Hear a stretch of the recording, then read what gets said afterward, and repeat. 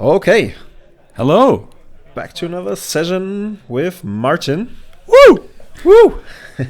This is the semifinal of our ninth National Lounge League.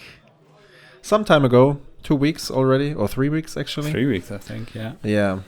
And after our committee tried everything in their might to destroy and ban every combo card that is available.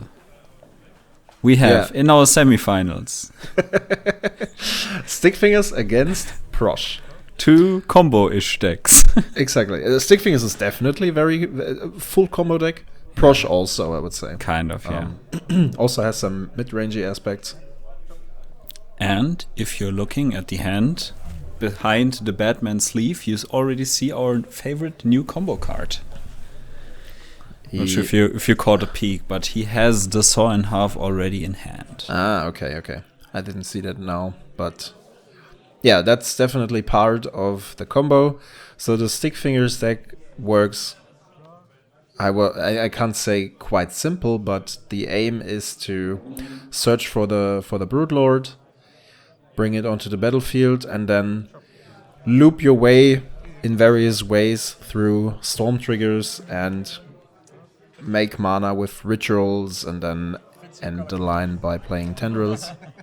Yeah. So that's basically how the deck wins. It's it's pretty similar to the old Inala line, I think. Obviously with slightly different cards, but the idea is the same, basically. Yeah, that's You're kind of doubling search triggers with Saw in Half and using those search triggers in additional to tokens you create to make a lot of mana with the few mana positive rituals that are still in the format. Yeah, I think that's a good comparison, actually. Obviously, way below in power level. Compared to the previous version, you mean? Yes, and to Inala, I mean. Also that, yeah. Also to the previous version, but also to Inala. I mean, we debated about it during the tournament. If that's a better Stickfingers version compared to the Trazyn thing, or worse. The problem with Trazyn was that you had, on one hand, you had to bring down 3 creatures. On the other hand, you couldn't interact with it at all. If it stick to the battlefield, you could respond to everything, except for some split-second spells they're not really available. No one was really playing Trickbind, to be honest. That would have been the only one. And then, you pass the turn, and in your upkeep, the opponent can just start to go through it again. So that one is not as resilient and not as fast, but on the other hand, in terms of resilience, that might be wrong. That I just said it's not that resilient, because the deck plays tons of discard spells, and even if you think you have a good setup against it with Graveyard Hate or counter spells or whatsoever that might deal with the game plan. Unless you bring up some static abilities early, I think it's pretty hard to get through here. And that was a secure Tribe Elder, right? With a weird artwork. No, it was Nature's Law. Oh, that's a Nature's Law. Okay, so with a nice artwork. With a cool artwork, but I've never seen this one. Yeah, fair enough. I think it's Dominaria Remastered. Yeah, I think it's that. Okay. Yeah, because search the non-basic, so Steve makes no sense. Yeah, exactly. So there is a Profane Tutor on Earl's side. Earl's playing Old Stickfingers, and Alaish is playing his Dragon. Prossh is, by the way, a deck that we haven't seen for quite some time. And it got more and more, not that much support, to be honest. Not that specific support for the kobolds and stuff. But people kind of forgot that it's still a deck and you can still play it. And then players started to pick it up again, because also the Junt mid-range pool got much better. Yeah. And you have the Ancient Imperator, which is a nice fatty that you can include in that deck. Yeah, that's absolutely. I really like this card. I really like it. And obviously the Jund pool got pretty strong. You have Chaos Defiler, which is a great card, Orcish Bowmaster, Morlock. There are a bunch of new fun cards that you can use. Yeah. And so also here we abuse. Here we see a card in his hand. That's Meathook Massacre. Yeah. That is one of the newer cards that synergizes well. Yeah. Because you have, in the worst case situation, you have a board wipe, but you have a Blood Artist effect that is sticked to a non-creature permanent, which is much better in terms of resilience. Yeah, in the meanwhile, Rafine is removed from the command zone. Yeah. Got banned. It's just dropped today. Yes, we have late night evening recording this. I was kind of surprised. Even I was surprised with information. Martin, you played it at this particular tournament? Yeah. Yes. To very mediocre success due to lack of sleep and also not being a great Magic player at the moment. But the deck felt, pretty strong. I think it feels like it's the best, one of the best decks for skill expression still.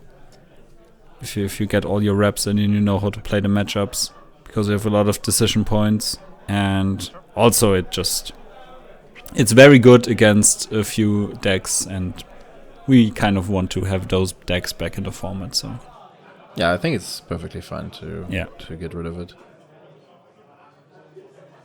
So here's an interesting point. Not quite sure. Earl is actually presenting to combo off next turn with the Recurring Nightmare. And now I don't really know what's in Alesh's hand.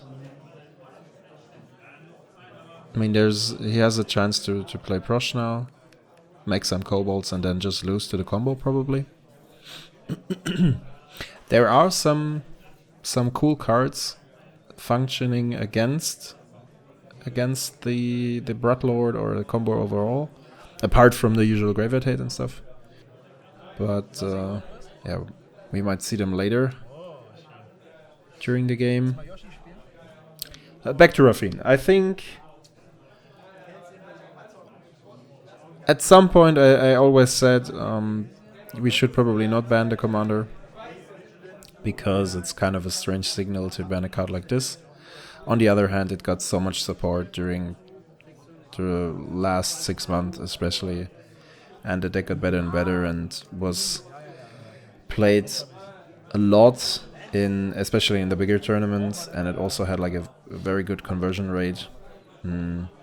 I remember you said it and Flavian said it in our interview we had with the DCRC, that people don't really play that much control, which was a good matchup against it, something like Tivit or Atraxa. Yeah. And also people said that like the fast aggressive matchups, for example Yoshi Bruce, was also not the easiest one to handle for Rafine. So it might have been a bias towards Rafine every now and then. I know this one particular top 8 which had like 5 Rafines and 3 Slamfoots or something on a 60-70 player event. That was quite hilarious. It's definitely a command zone that I will not miss. I very much liked the archetype in the beginning, but now I'm just I don't know, I can't see it anymore. Yeah, it's pretty cool to have a tempo deck in the format, I think, usually. But as we know, they get oppressive pretty quickly because they are both good against control, because they usually rely on counter spells and against everything else as well, because counter spells usually handle everything. It's the same thing with Legacy, where like Delver decks have been I'm not sure if they are the premier deck anymore, but they have been like for 20 years, and it's just the fact that counter spells paired with an aggressive archetype just beat everything because they have no natural weakness.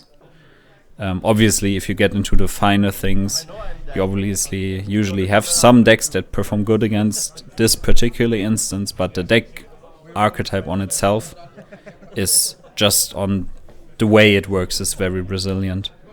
So Yeah. I think even though we love these kind of decks, we both know that they get pretty broken pretty quickly. And that's also why they are so fun, because you have like those very fun games where you win with a 3-power creature and you just counterspell everything and you swing for 3 in the air every turn.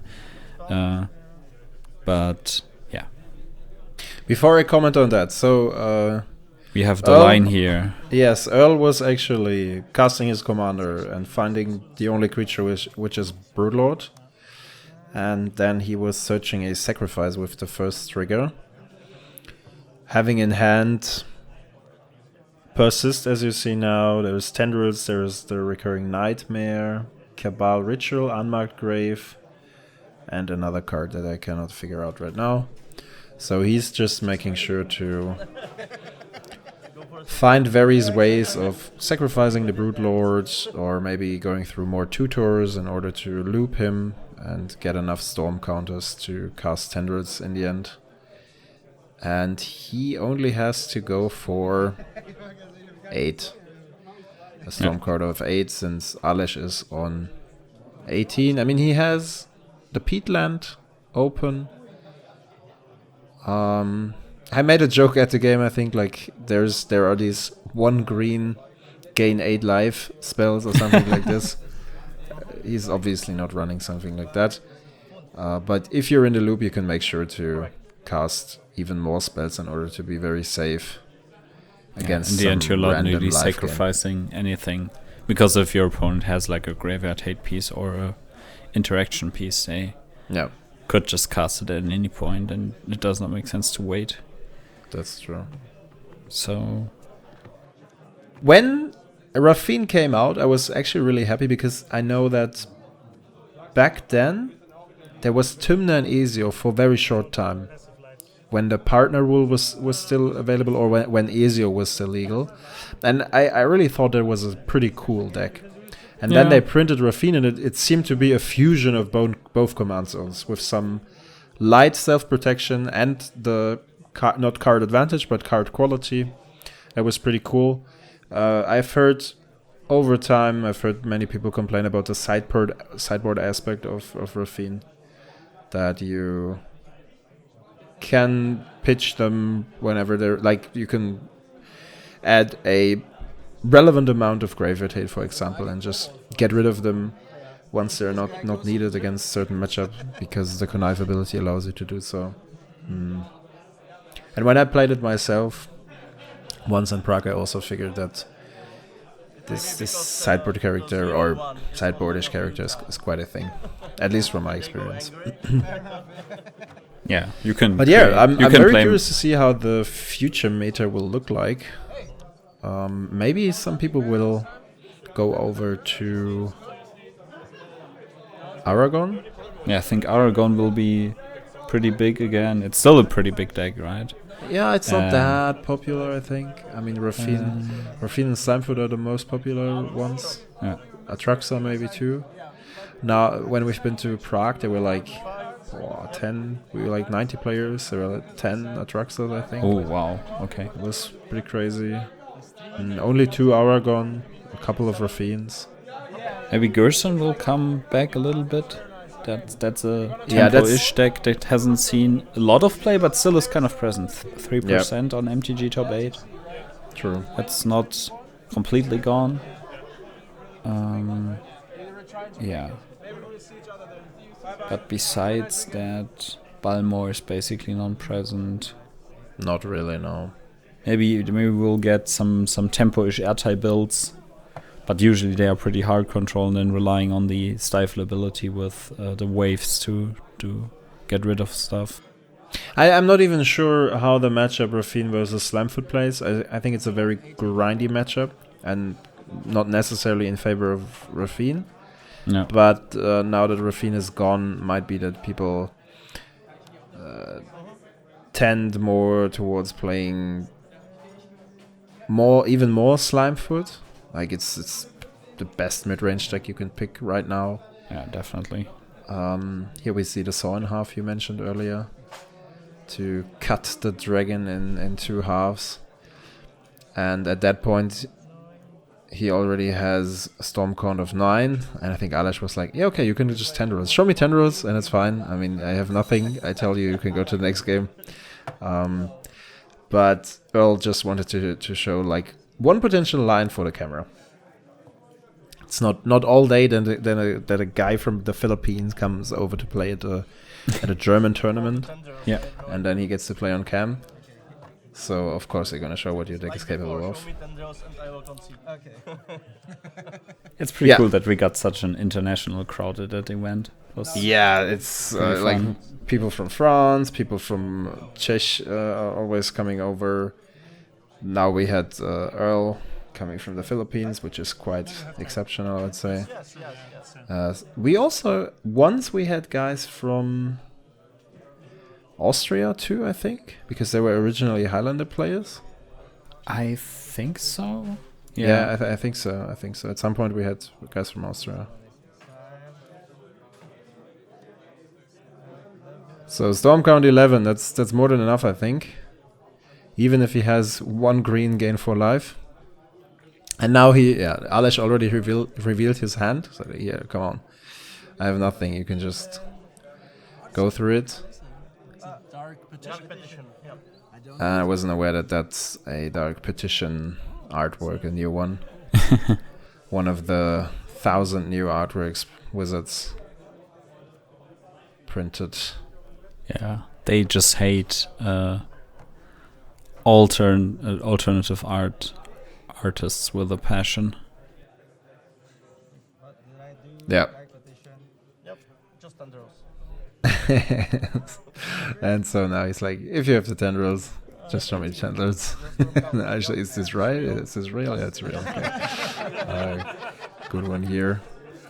So I think Earl took my joke too serious about the gain 8 life with 1 green. But it's perfectly fine. I think it's pretty. It can be quite tricky to get there to in some situations to get to the storm count, the appropriate. But mostly it's perfectly doable. Now it seems he has a mulligan to 5. That's rough for the combo deck. Yeah, but the opponent has little interaction, so that is true. Usually that's where it gets really rough. But if you can sculpt your hand with a new mulligan without being scared of like counter spells or hand disruption, you can, not saying abuse it, but you can go pretty ham. Yeah. And obviously you will probably expect some hand disruption from the Prossh deck. But looking at the list now, we only have Mind Twist as far as I can see. So nothing really to be scared of here. And the Mind Twist would be devastating either way, with or without a mulligan. Definitely. So right now that's a good setup for Mind Twist. That would be a great setup for Mind Twist with all the dogs. But you have to have it in hand or a tutor for it. So let's see if the Prossh player can find it or if he will just die before. Yeah, getting rid of the Grave Hate, that makes a lot of sense. And then passing back. 5 mana still pretty good.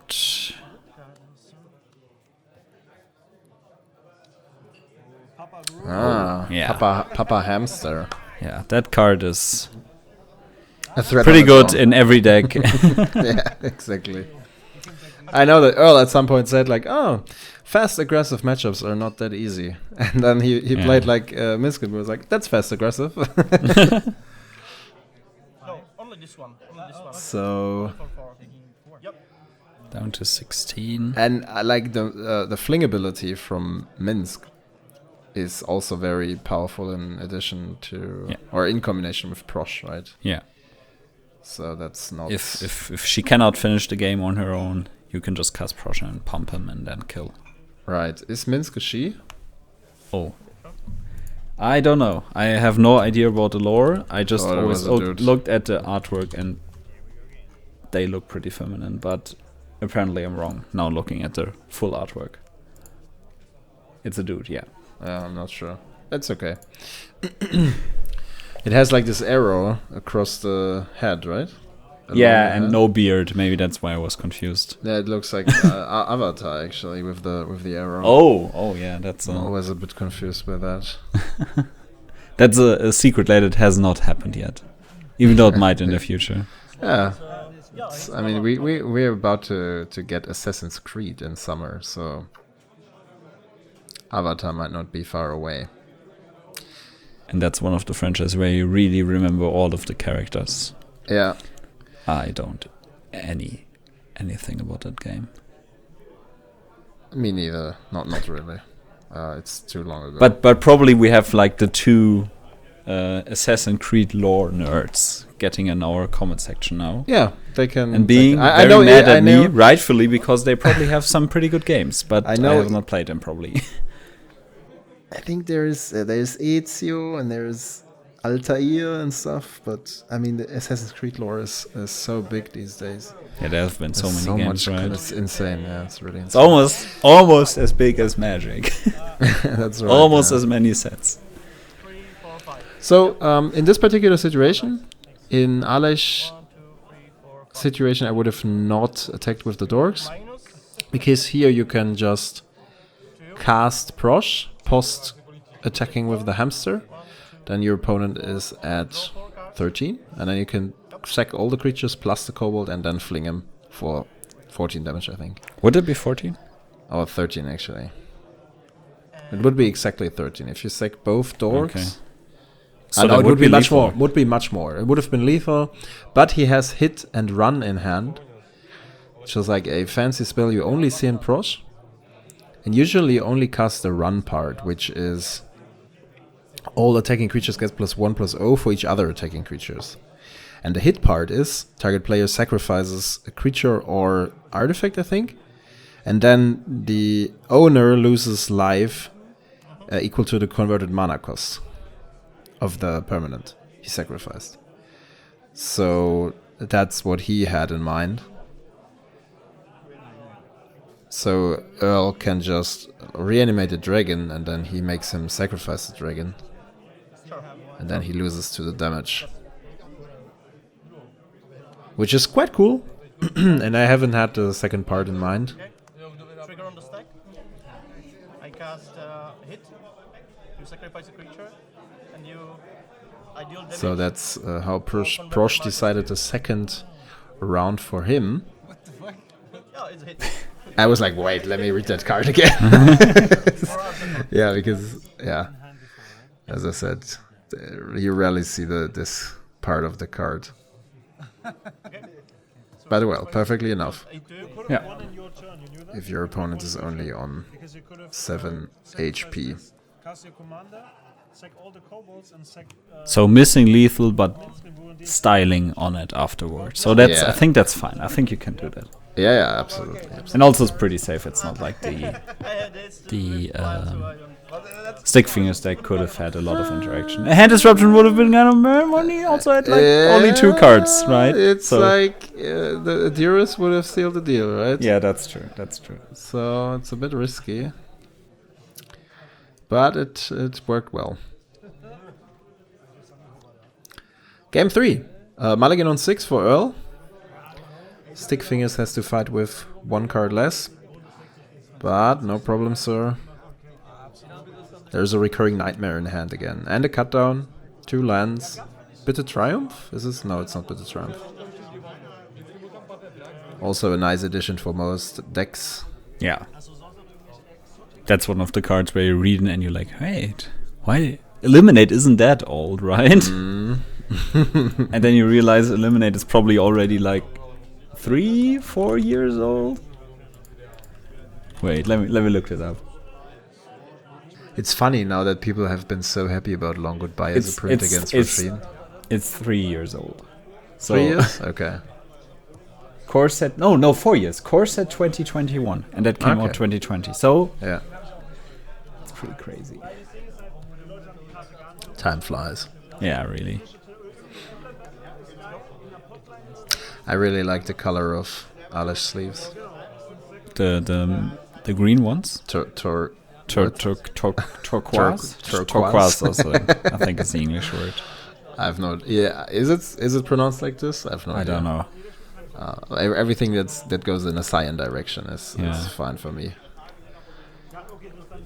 The full cyan Lara Croft loadout. Counter-Strike also very important. And there's a there- target for the cutdown. What? Yeah, that's pretty good. Yep. You remove the dork. Slowing down Prossh is pretty nice if you are a combo deck yourself.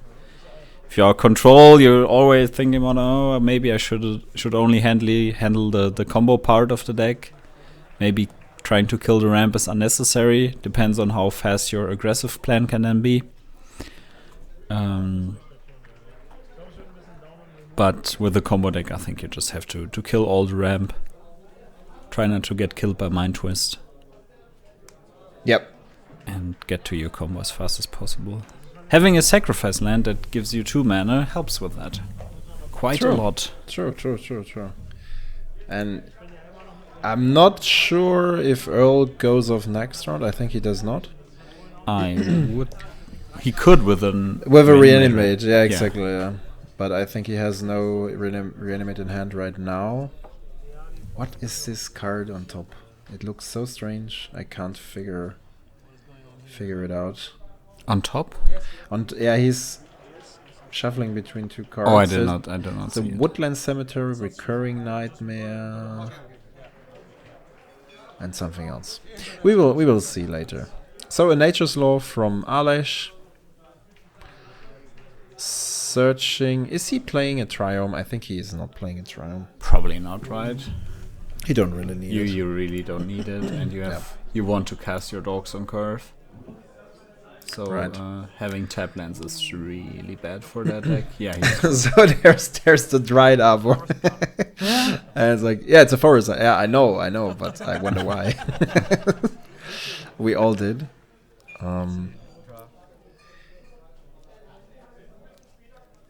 But then it turned out that Alesh had a cool interaction there. Which you will see in a few moments. spoiler. I'm not spoiling anything. So, searching for a land, probably a swamp. Yeah. Yep, there it is.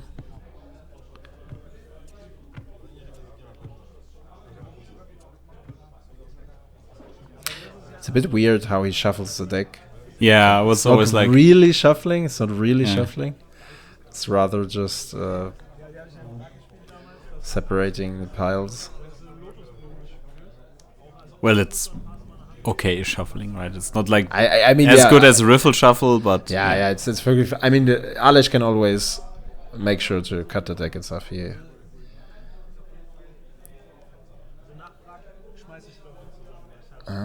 Okay.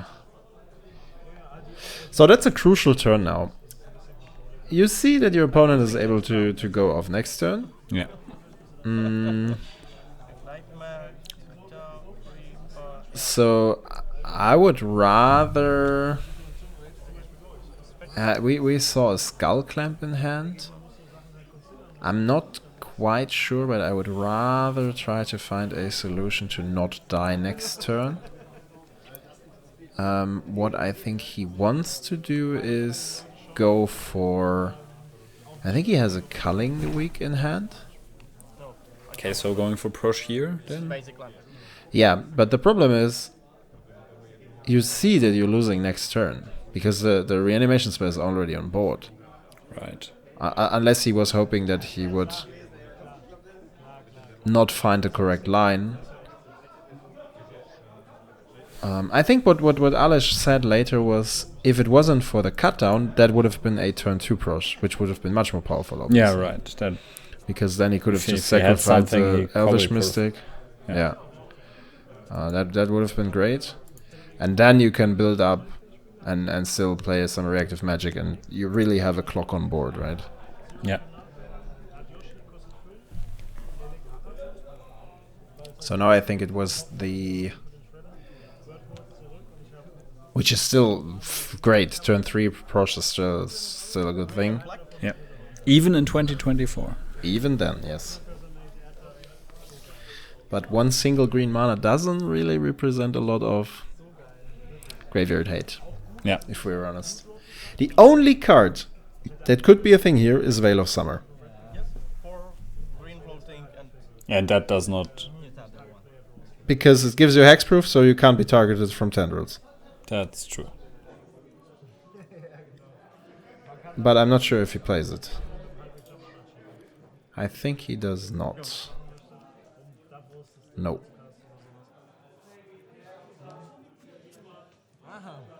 This game again. So there are the kobolds.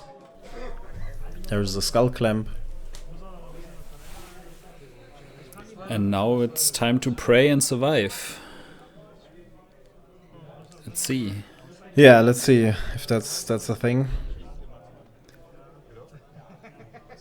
There is 2 additional black mana on field. Just usually more than enough, right? Yeah, and you also have Maybe to- Earl can have some weird kind of combination of cards in his hand, but since I think I he should think be it, fine in most cases, right? it's almost he's not able to screw it up here because he can just reanimate the Brood Lord and then sacrifice, cast it with the Convoke, Yeah, and then you have Recurring Nightmare again. yeah, right. And then you have like 5 mana left and you can do stuff. So there's basically no way to mess not this up. win the game here. Yeah, I lost to cut down. We lost to Kato because Because that's a bit of a blunder. I don't know if you can say it, but I mean, Alesh is actively presenting that he has nothing to deal with his combo, unless it's endurance that's waiting Yeah. in his hand. Maybe you're trying to just bluff endurance and hoping your opponent plays it Yeah, safe. yeah. I mean, maybe that's the thing. Maybe he also has like a win next turn. But in the end, it's not like the Stickfingers has any choice. He will go for it any either chance that way. You can miss Yeah, it? exactly. Or no? And I think So- that's what he's going for. Tell me true, please. So yeah, No. You won't. without spoiling the outcome, You won't. You can probably imagine it. And yes, if you looked at MTG Top 8, you probably saw saw it that. as well. Earl got 1 round closer to the finals. Yeah. Um, Which Thank you you can for- see next week probably. yeah, or the week after, something like Yeah. this. So thank you for watching. Yes, and see you next time. Bye bye. Bye bye.